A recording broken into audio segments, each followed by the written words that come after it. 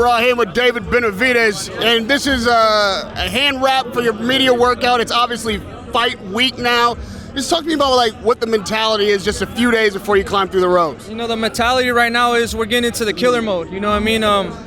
Everything we trained for, we've had an amazing training camp, 3-month training camp. Everything from the diet to the strength and conditioning to the sparring has been amazing. So you know, there's about 3 days left. So I'm excited to get in the ring, man, and get the fans a war and get my belt back. You know, a lot of guys will come and not really do a decent workout for the press and just kind of shadow box, but you're clearly wrapping up to do something significant. Is it now just like getting the energy out? Like obviously you're ready, you're in shape. What do these workouts during this week do for you? You know, there's a lot of people here. You know what I mean? So I wanna give them a preview of Saturday. You know, I got some good energy left. You know, I'm on weight, so you know, let's have fun today and let's have a good workout. Yeah. Do you feel like maybe you have something to prove Saturday night? Not with just a win, but how entertaining you can be, how spectacular you can continue your career and maybe steal the show. Definitely. My main focus is always to steal the show, right behind winning the fight. You know what I mean? So I want to be that exciting fighter that, you know, when people come to fights, they be like, man, we got our money's worth, and that guy's the real deal. So that's exactly what I'm looking to accomplish on Saturday. Talk to me a little bit about camp. You talked about your diet being right and the way you were working to prepare for this fight.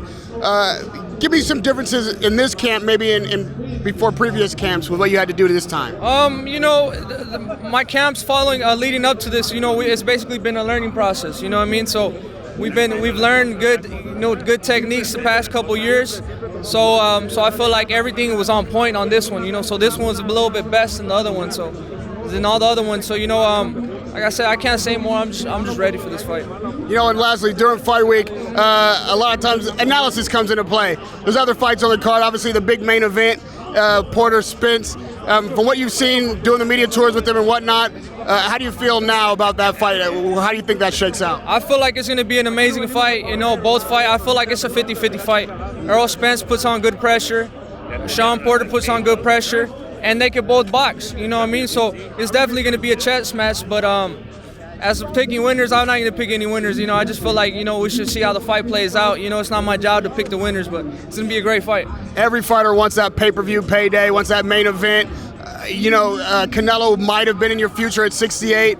Now he's chosen to go all the way to 75. What do you think about that decision? It's gonna be a great fight. You know, I don't feel like he's gonna stay at 75. I feel like that's just a fight that was offered to him. So he's definitely gonna take that. You know, I think there's still a possibility. You know, if I do my job right and, you know, I become the crowd favorite, you know, then people are gonna want to demand that fight later in the future. But as of right now, I'm looking forward to fighting Anthony Dirrell and everybody else in my promotion company. So I'm looking forward to my future. You think Canelo wins that fight at 75?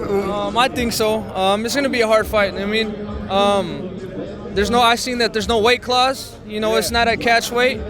So it's definitely going to be a great fight. It's not going to be an easy task, but it's going to be a hard fight. What would Kovalev have to do to win it?